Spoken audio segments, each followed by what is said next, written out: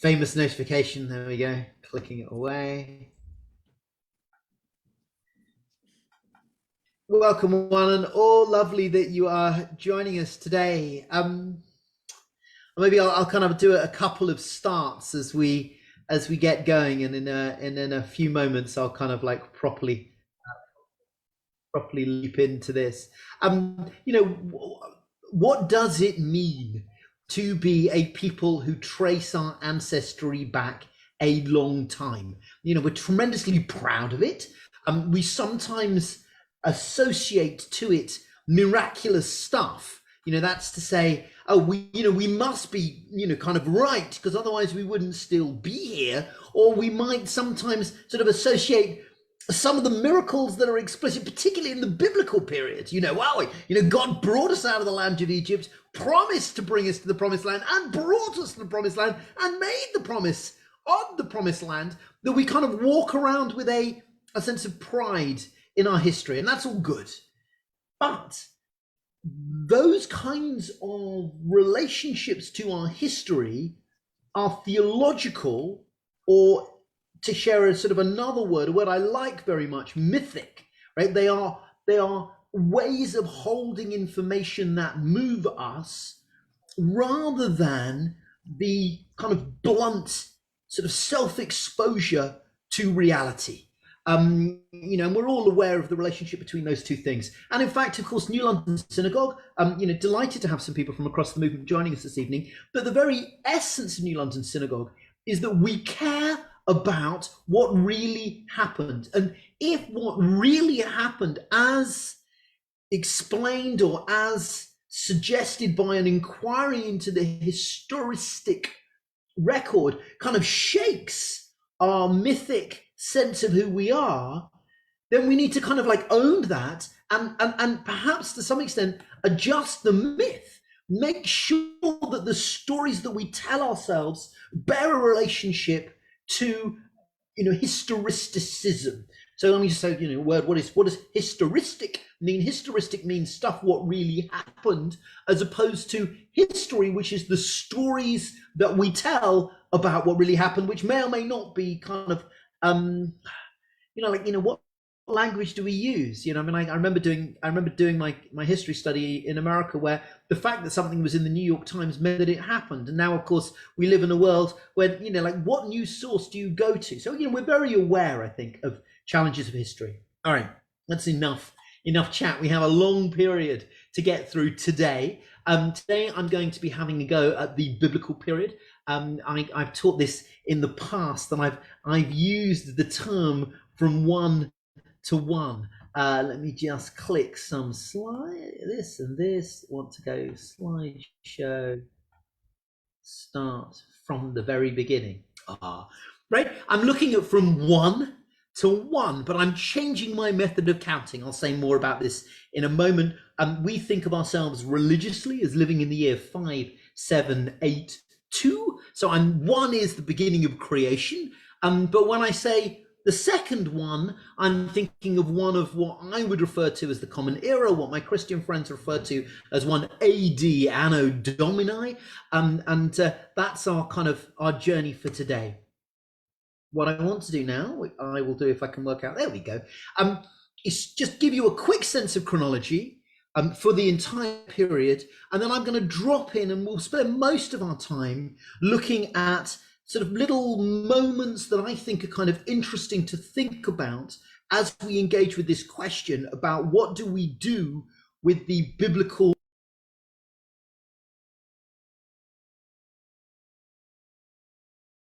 We've lost you, Jeremy. Have you gone on to mute accidentally?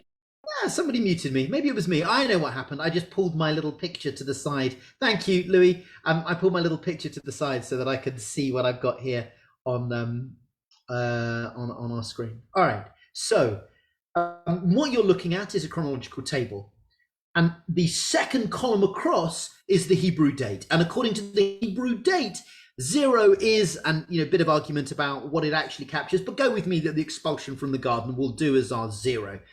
And therefore, you've got people like Abraham kind of, around in the Hebrew year 2060. and the exodus from Egypt and the 40 years of wandering in the desert, which brings us up to the end of the Chumash, of the first 5 books of Tanakh, or the Torah, is round about 2265 on this kind of count, which is going to, again, bring us up to 5782. By the time you get into Hebrew years like 2760, you're starting to think about names that we would recognize: Saul, David, Solomon, and that, of course, is at the time of the construction and the kind of the existence of the first temple. Just rolling through so that we will kind of, hang on, still not quite sure. There we go. Just to sort of finish off where we're going to get to. I'm going to say quite a bit about the siege of Lachish later on in this session. And the siege of Lachish is in the secular calendar, or the secular numbering system of BCE. So you've got, or BC as the Christians would call it, of 701, whereas sort of Hebraically, I don't know, 2400.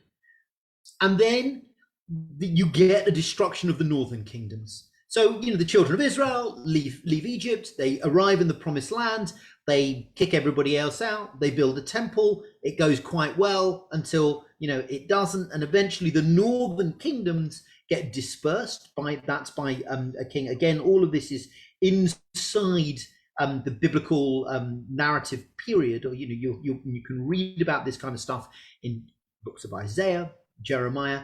And eventually and this is, if you were to choose 2 numbers to learn in Jewish history, and I'm not very good at learning numbers, the 2 numbers that are worth learning are -586. What happened in -586? The first temple was destroyed, and the children of Israel went into Babylon, and there we wept and we remembered Zion. So that's sort of, 3,000 years worth of stuff from the creation of the world up to the destruction of the first temple. And sometime later, Cyrus allows the Jews to go back to Jerusalem, and they build the second temple. Hurrah, hurrah! And you get the latest, the most kind of chronologically modern of the prophets that we have, people like Haggai and Zechariah. You get things like the books of Ezra and Nehemiah.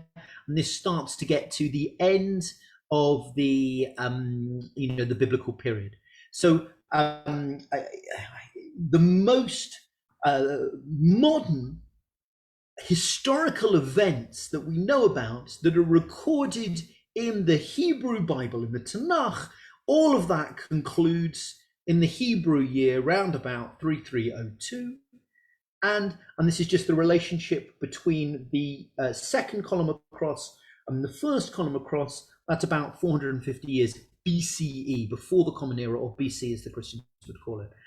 Just one thing here. Again, the second number that might be worth remembering today is 3760. So between January and Rosh Hashanah, if you want to know the relationship between the secular year and the Hebrew year, so 2022 or 5782, they are 3,760 years apart. It goes off after Rosh Hashanah, but that's just to kind of cohere us. Let me pause. I'm not able to see everybody on my little screen. So if you have questions, thoughts, you can stick them in the chat and I'll catch them, or possibly interrupt me, but I might mute you if you interrupt me too often. Sorry, it's a presenter's power that I will be perhaps having to wield. All right, let's just try and catch that again, just in case we're not interested in Judaism. In other words, if we weren't kind of obsessed about who we are as Jews, and we were just thinking about the world, or the ancient Near East more broadly, or the cradle of civilization, which was ancient Mesopotamia, the ancient Near East, what are the sorts of things that we would be kind of aware of? So what I'm going to look now at is my third column, the Jewish history, and the fourth column, the secular history.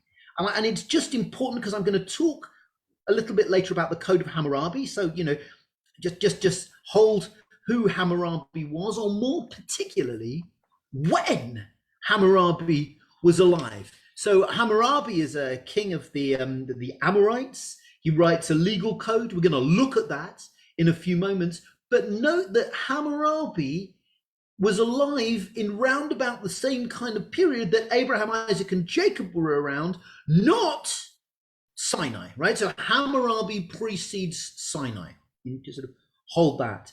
There is indeed a whole bunch of building that goes on in Egypt round about the time that the Bible tells us that the children of Israel were in Egypt.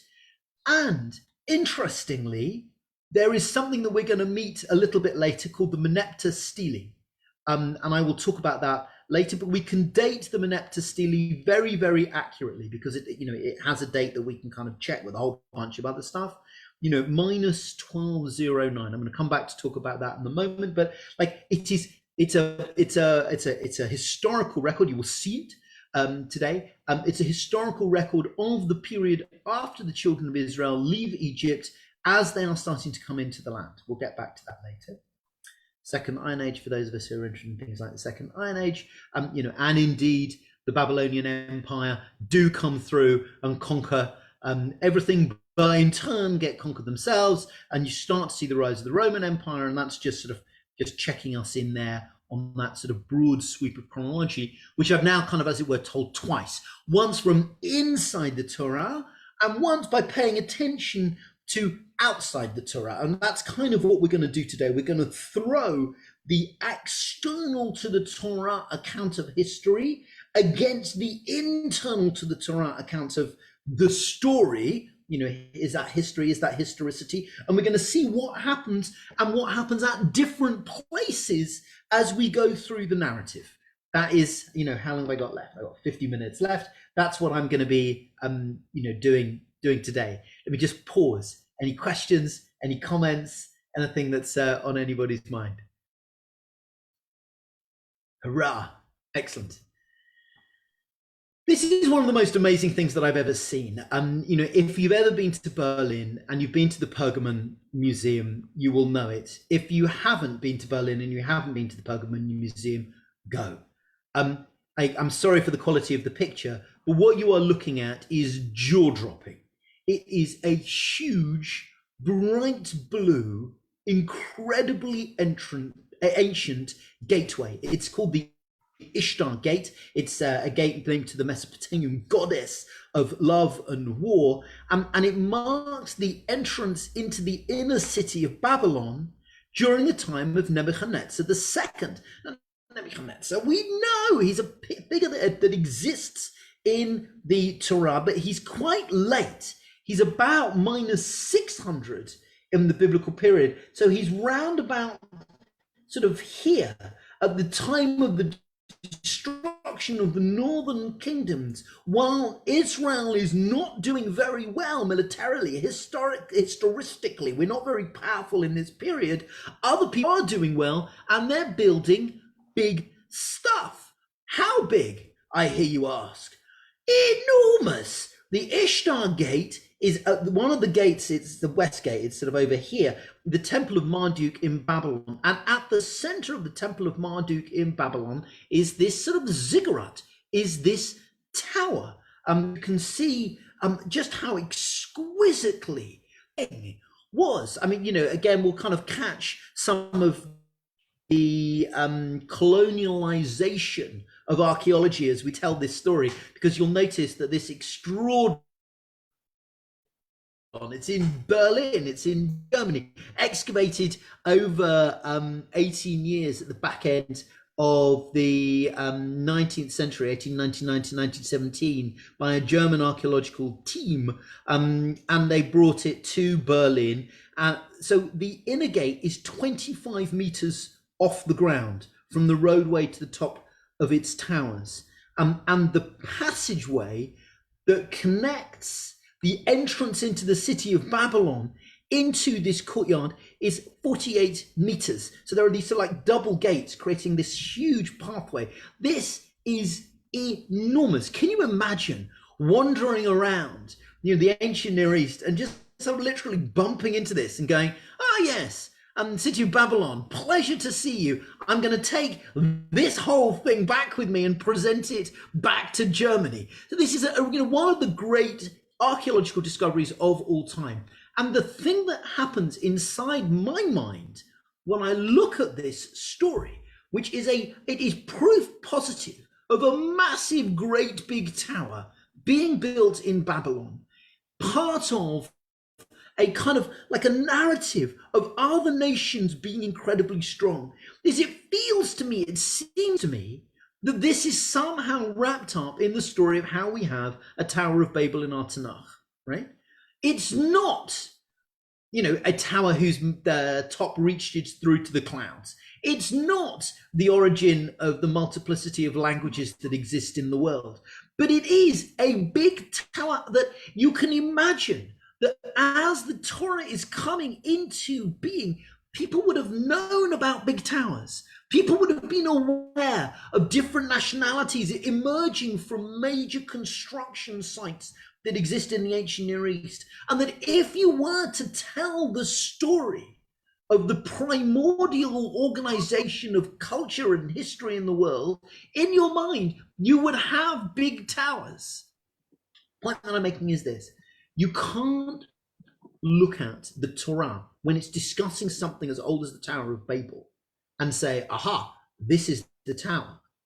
But you can look at the historical record, you can look at the archaeology, you can look at stuff that's coming out of the ground, particularly this incredibly fertile time of, let me use the kind of language that gets used by the decolonialists, the rape of the archaeological heritage of the ancient Near East by these colonial masters who brought it all back to the British Library, the Pergamon, some of these great kind of collections that we know of, and feel that the Torah is rooted in a real culture, in a real society, and in a real history.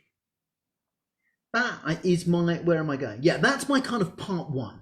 So just, when you go back to the earliest parts of the Bible, there is nothing in the historical record that you can find. Sorry, that we have found yet. I mean, who knows, right? We haven't found any archaeological evidence of where the Tower of Babel was. We haven't found any archaeological evidence that there was a particular cave in Hebron, the cave of Machpelah, that Abraham bought off, the sort of the Hittites of its time. But there's lots of stuff that is kind of close-ish. There's lots of stuff that makes us feel that there is a certain kind of rootedness in ancient times. That's my kind of, my first little piece, looking at what is there that you can and you can't see in ancient times. Oh, this is good. We're doing pretty well for time. I thought this would take me longer to get through. That's my kind of, as it were, my first chapter. My second chapter is the Code of Hammurabi. So again, and that's why I just wanted to start with this kind of chronology. That Hammurabi was a real person who was really alive. This is what he looks at. Here he is, sat on his throne, being addressed by some kind of sort of civil servant. He has this sort of rod of leadership in his hand, and he was an incredibly powerful and an interesting person who really did exist. When did he exist? Minus 1726, i.e. patriarchal period, the kind of time that as Jews I think of as being about Abraham, Isaac, and Jacob. What is this thing, this Steely, that bears his name? It is I've stood next to it. It's about 10 feet tall. Maybe not 10 feet tall. It's about 8 feet tall. It's 2.2 meters high. Yes, 8 feet tall. And it's polished. It's exquisite, right? And the Code of Hammurabi, discovered in 1901, again, exactly the same period, and this one had got taken back to France, right? So when you see this one, you see this one in a bas relief of a picture of Hammurabi himself. Is you have a legal code. It's the oldest legal code of its type that we have ever discovered.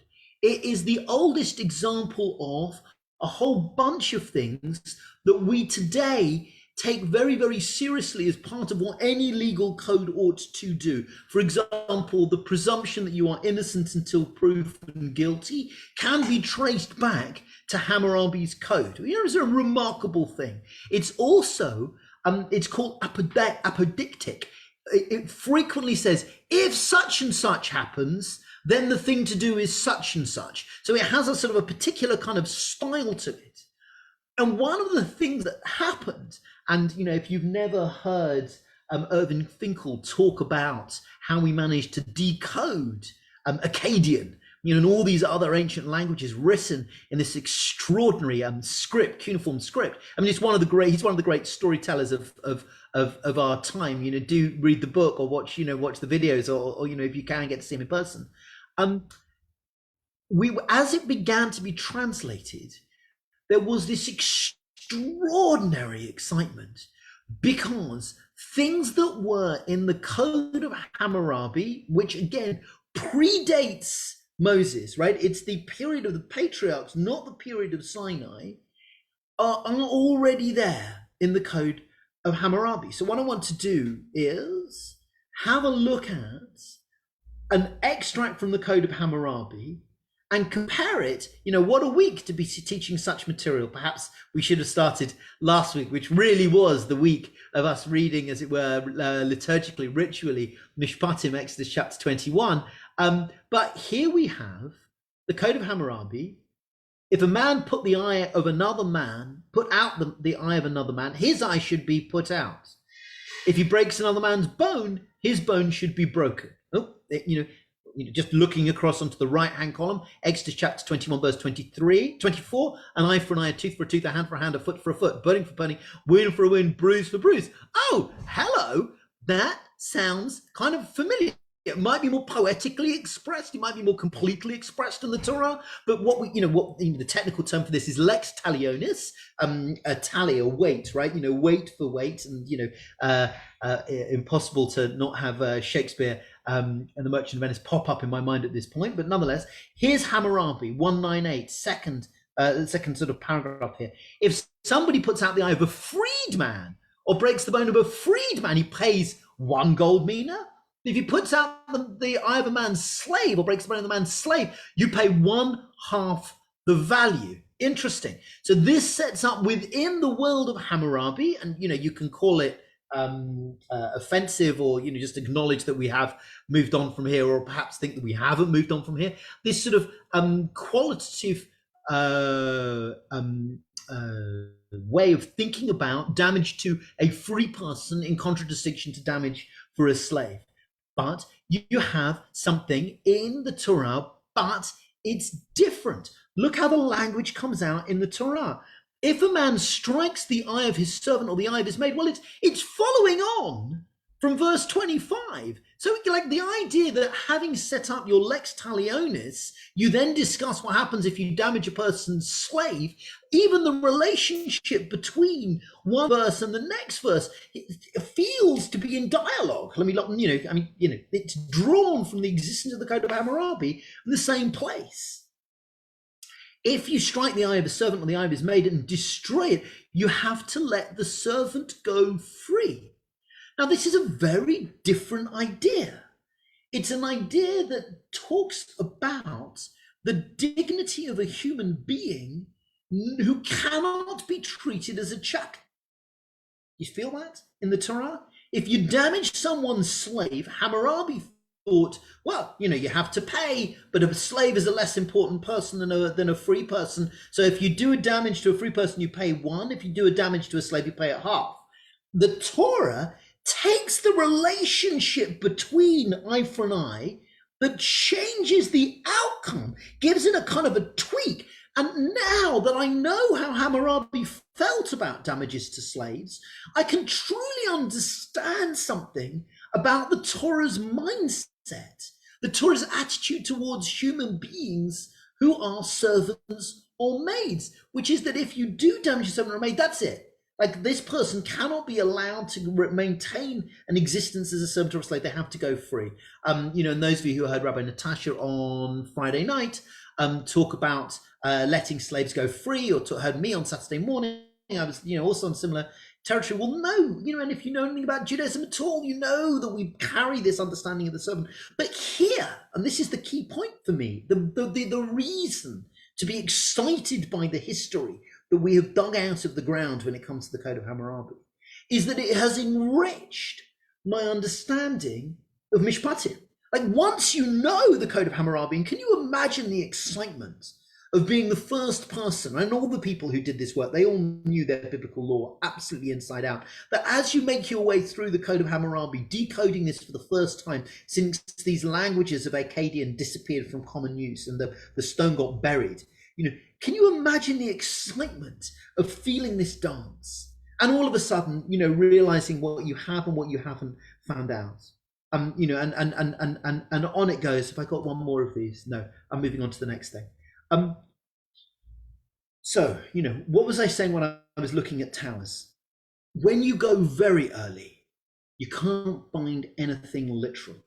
You can just find realias. You can find sort of like a sense of a story that began in time. When you start looking a little bit later in historicistic time, you bump into the dominant figure of Hammurabi, and specifically this extraordinary block of diorite stone. And when you have this diorite stone, as it were, in your hands, when you have it uncoded, you realize that chunks of particularly the legal code of the Torah are coming from somewhere. And I think carrying the history next to your Torah and allowing them to echo off one another, this doesn't in any way decrease my love of the Torah as a legal code. I don't think it's invented ex nihilo.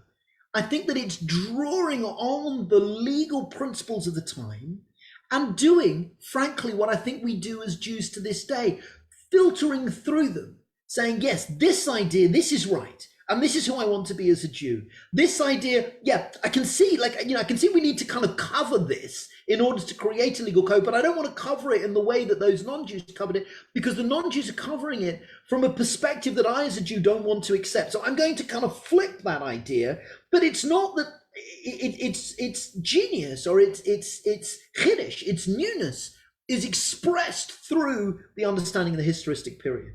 And that's what Hammurabi brings us, and that's what a lot of ancient Near East lexicographically based archaeology brings us. We can find, and we have dug out of the earth a whole bunch of stuff on legal matters as well as some stuff on stories that kind of allow us to see how Jews have told our own story in dialogue with what was being told at the time and earlier, but by giving it certain spins in certain directions. And I think that's a very, very rich thing to feel and to understand.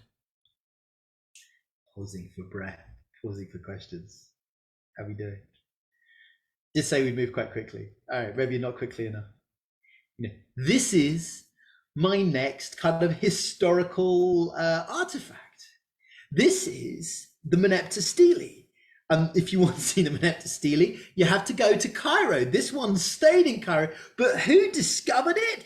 Good old Flinders Petrie. Who was Flinders Petrie? Well, if you want to see what he did with his life, you have to go to the Petrie Museum. There's the clue, which is the Egyptological collection of the University of London, University College London. It's fantastic, by the way. I completely recommend it. It's a complete blast. And he went out to Egypt and basically just brought back everything he could lay his hands on. And I'm not entirely sure why he didn't bring back the Moneta Steely, why it is still in Cairo. I'm quite glad it is.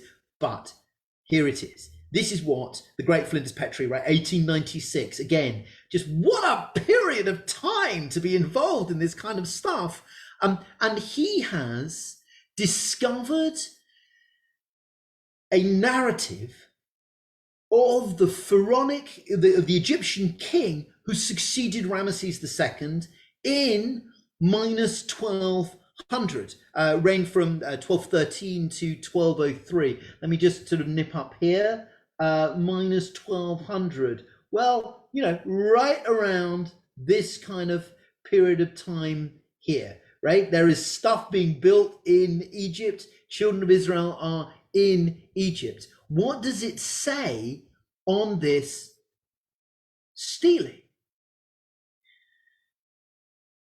It's just, again, like it's staggering that people can manage to decipher this kind of stuff. Like, you go to the British Museum and you see the Rosetta Stone and you go, oh, I see, they took the A with the B and the C, but just unbelievable academic achievements. but they've deciphered it.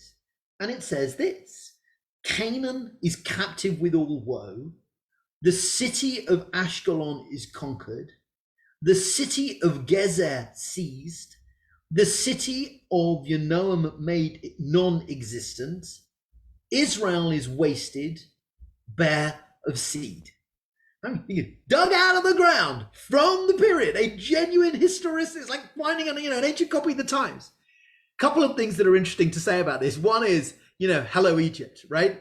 Still here, still vibrant, still kicking, and still, seedy. The second thing to say about it, and I'm just working off academic work here, which is Canaan is I don't know, maybe a people or maybe a land. But look, there is a city which is Ashkelon, and a city which is Gezer, and a city which is Yanoam. But Israel is not denoted as a place. It's not denoted as a Medina.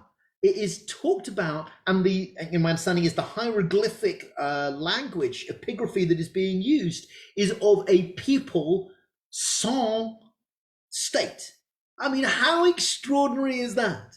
The children of Israel in I should just say, there are 4 mentions of Israel that have emerged in the archaeological records outside of the Torah, right? I mean, the Torah, I don't have a 3,000-year-old Torah scroll, but I have 4 things, right? There's one in Cairo, there's one in the Louvre, there's one in Israel, and there's one in the British Museum. And again, we should go and see it. We'll do a trip to the British Museum and have a look at this. But what's interesting about it is it says that we're dead, and we're clearly not. But this is the oldest of them. The very first mention of Israel. I'm aware that we're streaming, Malcolm, Vivian, but some of the things that you were saying before that were not being streamed, people have said about Jews forever.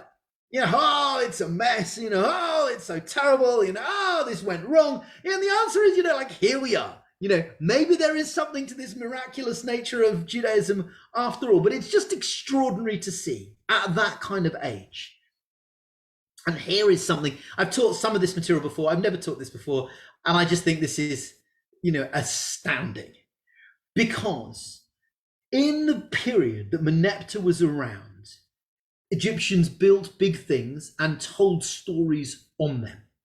And if you go to Karnak, if you go to the Hypostyle Hall in Karnak, and my goodness, again, let's just kind of salute the magnificence of these ancient structures, built with bits of wood of scaffold. I mean, it is astounding that this stuff got built. I speak as somebody who's, project to sort of, move a wall and, relocate a staircase took 9 months, but they went to this huge hall, and successive kings took successive walls and told their story on one of the walls. That's fascinating. And the more famous you were, the more things you did in your life, the more what's it, 1066, the tapestry, Bayer tapestry, the more stuff that you would take. But these guys did it in stone. And what happened to good old King Moneta is that there was clearly a revolution launched against him. Launched against him by who? Some Canaanites, Ashkelon, Gezer, Yanoam, and it seems a bunch of Israelites. And what did Moneta do? He turned around and he defeated them. And he then went and did the thing that he was supposed to do as a good Egyptian king, as a good pharaoh, by telling the story of what he did in pictures. Now, I've tried really hard to get better pictures of this, and I'm afraid this is as good as I can do. This is Moneta's area in the Hypostyle Hall in Karnak. And here is, bottom left-hand corner, there is a bunch of Egyptian soldiers who are besieging Ashkelon, and underneath there is an inscription which says, I haven't got exactly the word, my people just out to destroy Ashkelon. This is what it looked like on Isgov, right? So we've got a genuine picture of one quarter of this sentence, right? The destruction of Ashkelon. And we also then have some other stuff. There's another bit in the same area. It's not labeled. People assume that it's one of these labels. And there's another bit which again is not labeled. And people assume it's another bit. And then at the top, there's this. And this is, this is from an academic article. It's the University of Memphis. They have this whole Karnak project, a hypostyle hall project. They're trying to take proper photographs and document everything, and it's just not all quite there yet. But I'm looking forward to it being there. Right? The earliest representation of the Israelites? Question. Only the lower third of a scene showing Pharaoh attacking a group of Canaanites survives properly. Right? That's one bit that we do have.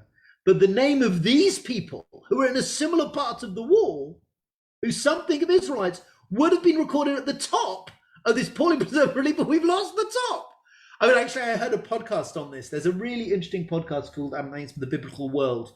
And they got one of these academics around to chat about it. And they said they think that the stone that would have been on top of this ridge, which might have the name Israel and the faces, right? You can see, we can only see the bottom half of these people. It's in front of the stone that we're looking at. In other words, if I was sort of there looking at that stone, I might be standing on top of the buried stone that fell off. But the Egyptians don't want people lifting stones out from this wall because it's survived for 3,000 years and they don't want anybody messing around nearby it. So they're going to try and see if they can find some other way of sort of seeing if this stone is underneath, because it seems like a reasonable supposition to expect that together with Ashkelon and Canaan and Yanoam and and Gezer, there is actually something that says this is Israel, and we would therefore be looking at the earliest pictures that we have of Jews. Extraordinary. But we don't quite have it. And that does lead academics to be much, much more careful.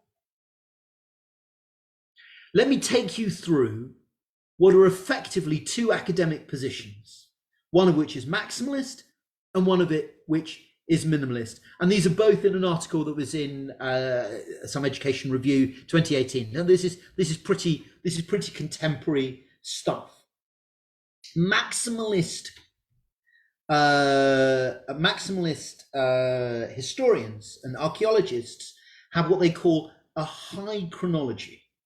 They think that in the 10th century BCE, at the time of David, you can already dig stuff out the ground that will tell you things that are biblical. 10th century. And the minimalists have what's called a low chronology. They think that the Torah cannot be relied upon until much later, until the 8th century BCE. So basically there is an argument going on between maximalist historians and minimalist historians over about 150-year period, where the maximalists think that they've discovered stuff that is genuinely echoing what's going on in the Torah from just before the creation of the first temple, and the minimalists think that you can only find in the historical record things just after the time of the creation of the first temple. Let me just take you inside some of this kinds of conversation.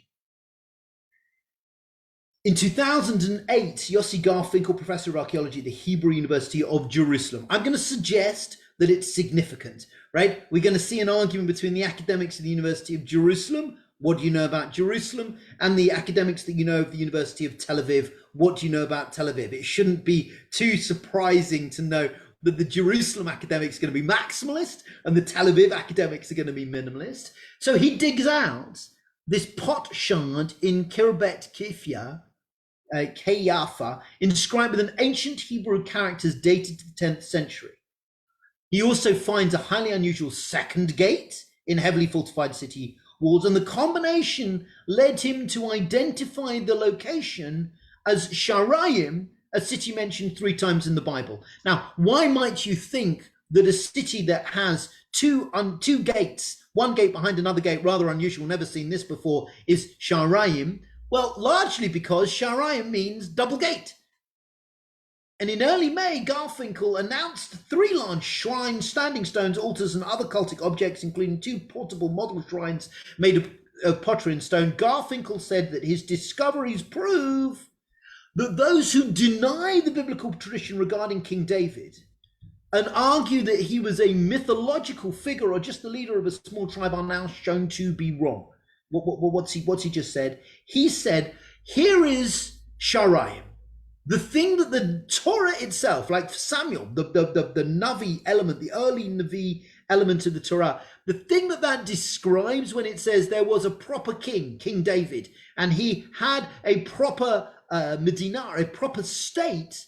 I have found archaeological evidence for this city, this town, Sharaim, that it was a proper town. It was properly set up and it was Davidic. And I have found evidence of this. What's the evidence that he's found that leads him to think that this really was King David's city, Sharaim? There's a double gate and there's a bunch of other stuff.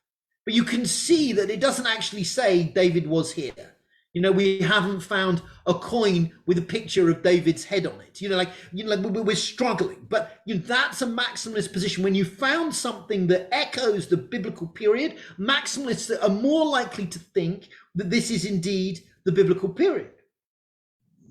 Meanwhile, far away in Tel Aviv, and of course, Jerusalem and Tel Aviv are separated by much, much more than the short motorway that separates them as a matter of geography, right? They're coming from two very, very different places. And the University of Tel Aviv is coming from a very, very different place, from the more kind of religiously infused notion that we have of Jerusalem. I know Bar Ilan is a religious university. I'm not trying to make that kind of a point. But it is interesting that this argument, it's traditionally associated between a lot of these archaeologists today are associated with Christian universities in the States, who also are interested in maximalist positions. The Bible is more useful as a historical document as opposed to, and the other lot tend to be associated with this called the Stockholm School, academics who are not so interested in saying that. Or they're more, they would say of themselves, we've got nothing against religion, it's just not history.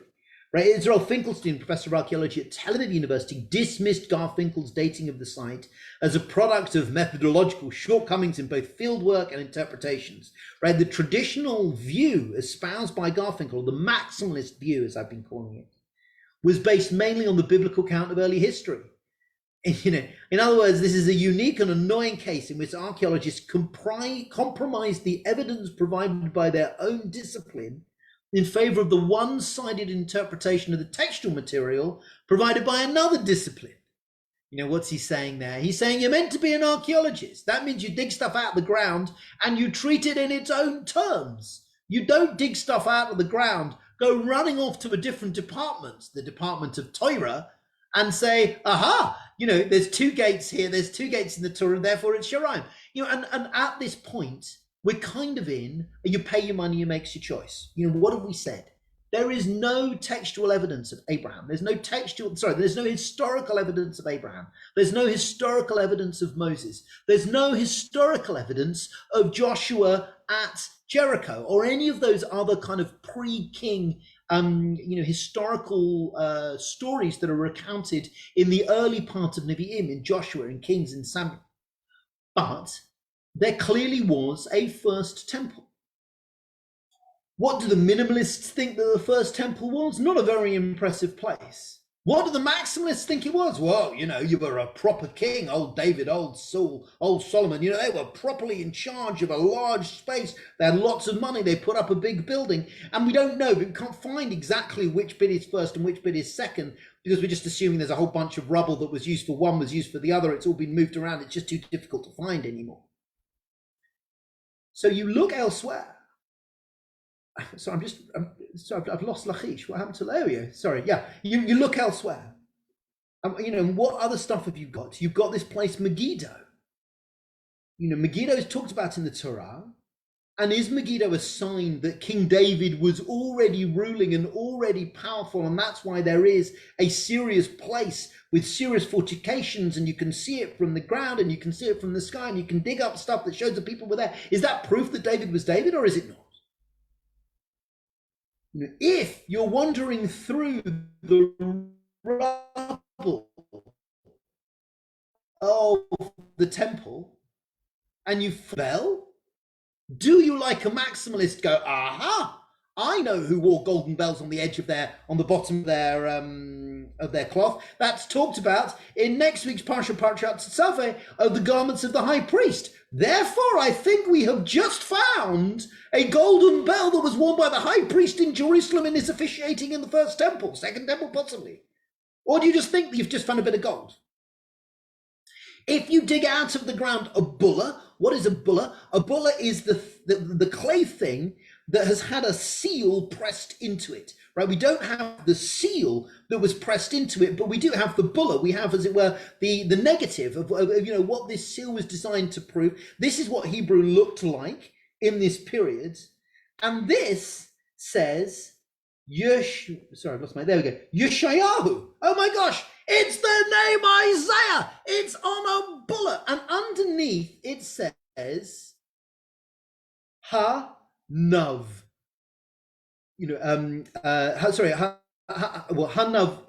Hanav-i. The Nun Bet Yud, Navi. Now that sounds super exciting to me because Isaiah Hanavi sounds like Elijah the prophet. Oh my goodness, quoth the maximalist. We've just found the bulla of Isaiah the Navi. I was just researching it yesterday and there was one website that was completely convinced that this is indeed, Isaiah's thing, that said that you can see a finger mark on this clay. We can feel the finger mark of Isaiah the prophet, the great Isaiah. But there's slow down, says the minimalist. Slow down, says the minimalist. The minimalist would say, so I'm just double checking my time here, not my Facebook messages. Slow down. It doesn't say Hanavi in terms of the way that a prophet, Navi, is spelled, because it doesn't have the Aleph. The Navi as in a prophet is Nun, Vet, Yud, Aleph.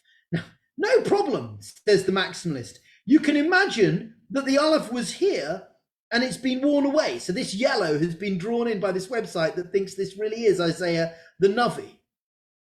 But it's not there. And actually, Navi, Nun, Bet, Yud means the person who comes from Nob. And Nob really is a place. So it would be like saying, the Londoner, or, this is my little play. This is Isaiah the Prof. If I was to say to you it's Isaiah the Prof, would you think that it was Professor Isaiah of, 37 Goldhurst Terrace? Or would you think that it was Isaiah the Prophet? We don't have the et bit at the end of prof, so that's the kind of argument that is going on. It's not really going on inside the academy.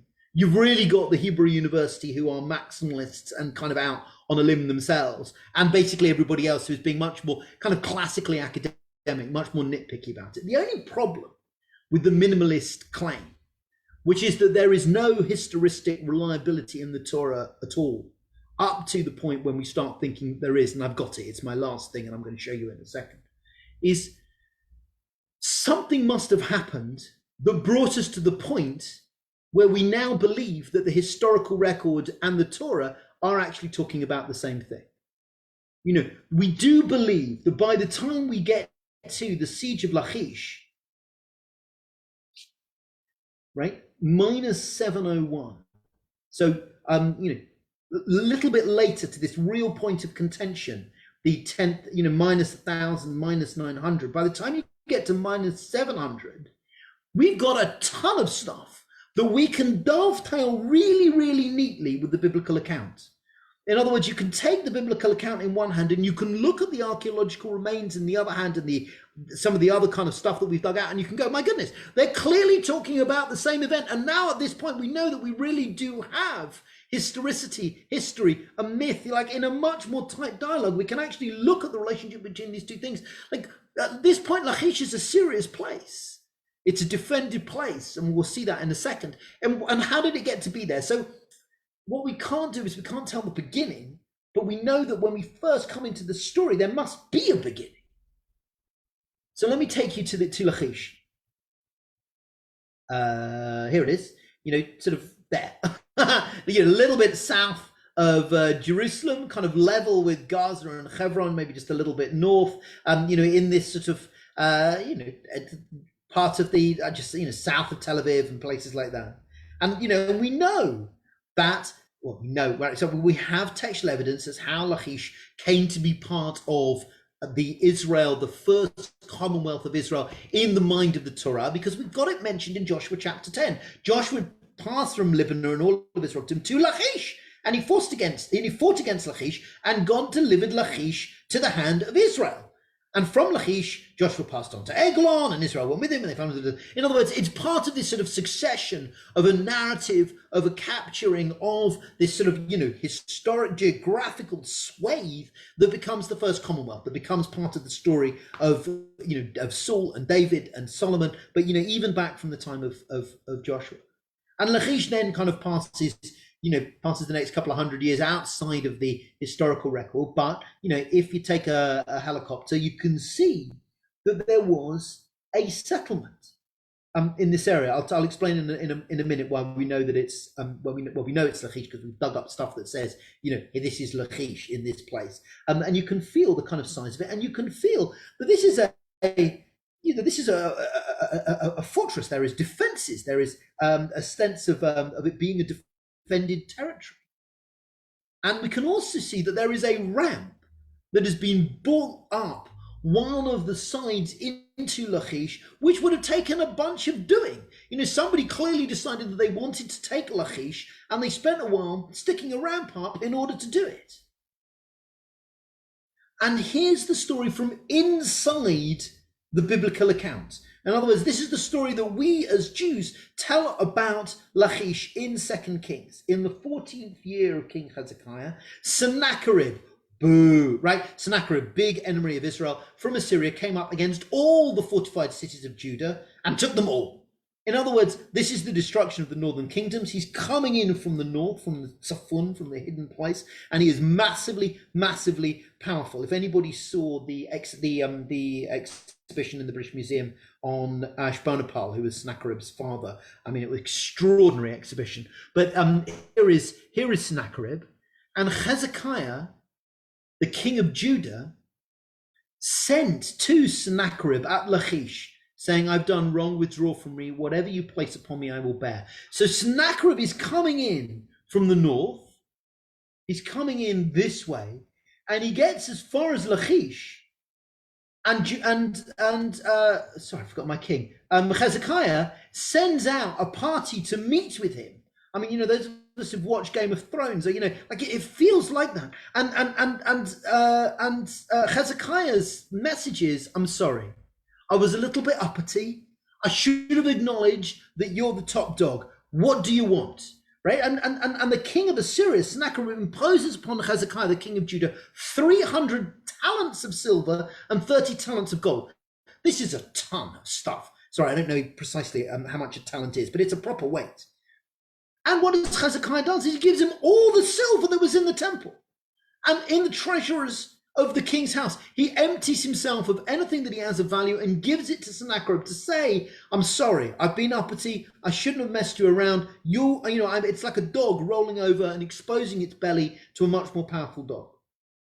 And at the time, Hezekiah cut off the gold from the doors of the temple of God and gave from the pillars which Hezekiah, the king of Judah, had overlaid, gave it all to the king of Syria. And when it came to pass, the king Hezekiah heard it, he tore his cloths and covered himself with sackcloth and went into the house of God, and he sent the elders of the priests covered with sackcloth to Isaiah the prophet, the son of Amos. In other words, we tell a story of Sennacherib turning up to Lachish powerfully. And Isaiah says to Amos, thus said the God of Israel, that which you have prayed to me against Sennacherib the king of Syria, I have heard. And this is the word that the Lord has spoken concerning you. Skipping to the bottom. Therefore, thus said the Lord concerning the king of Assyria, he will not come to this city, Jerusalem. He will not shoot an arrow against Jerusalem. He will not come before it with a shield, and he will not cast up a mound. And we know what a mound looks like because we just seen one. Oh, sorry, what is this? Now, we have a couple of pieces of things which are interesting. One is, I think this is in the British Library, a prison of Sennacherib. Yes, it's definitely in the British Library. It was definitely in this Ashbonapal exhibition. 38 centimeters high. We have Sennacherib's version of the story, where you would not be surprised to hear that Sennacherib thinks that he acted entirely reasonably, but Hezekiah was such a jumped up idiot that I had to show him, who's boss, and I did. And I went down and I pushed a load of cities around and destroyed a bunch of them, including, says Sennacherib, I destroyed Lachish. As for Hezekiah, then Jew, he did not submit to my yoke. I laid siege to 46 of his strong cities, wall forts, countless small villages, and I conquered them by means of well-stamped ramps and battering rams, combined with attack by foot soldiers. Oh, well, I've seen this ramp. My goodness, like this is starting to be kind of like, I don't know, genuinely exciting. I drove out 150 people, young and old, camel, female, and Sennacherib I made a prisoner in Jerusalem, his royal residence like a bird in a cage, and he had a turn for poetry. And now you've got the history of that we dug out the ground, the contemporary record of Sennacherib and the Torah kind of like in a sort of rhythm. Great question. I didn't see just to answer that. I haven't got a good answer to that. And then we have this, and again, who knows what's going to be handed back from the British Museum, but this is in the British Museum. I should have taken a picture of a human scale against this. A human body would probably come up from the floor about to this kind of height. So this is significant work.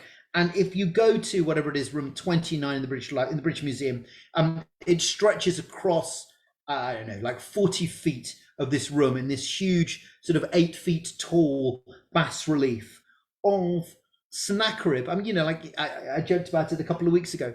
There was a time when you went on holiday, you came back and you showed everybody your slides.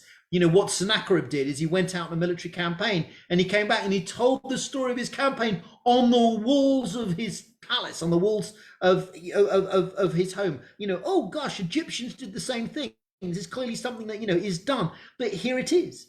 It's the siege on Lachish, and here is and the angle of this is a true representation. In other words, this is a portrait of people making their way up the mound. Which mound? The mound that I know because I've seen it, right?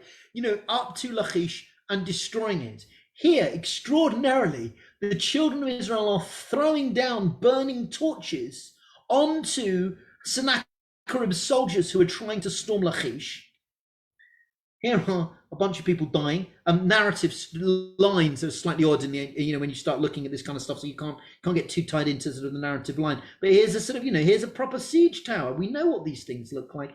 This is a picture based on that. Here are I'll use Sennacherib's words. My brave soldiers, with their siege structures behind shields attacking Lachish. And here we have we have the destruction of Lachish, and here we have the people of Lachish being taken, and they're paying obeisance to King Sennacherib. And if only I knew what Sennacherib looked like, but his face has been vandalized, right? People don't like people at some point, so they cut their face out. But here we have the historical record and the Torah. Maybe there's, perhaps they're not saying precisely the same thing, but they're pretty damn close. And it's kind of extraordinary to be able to have these things in a kind of dialogue. What do I think I've done?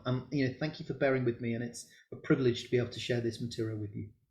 I've looked at a series of moments in historical time, from the earliest times when there is nothing that we can see that proves the Torah, but there are things that make us understand the world of the Torah, particularly the Code of Hammurabi, which helps us understand the legal structures of the Torah in a much more rich way.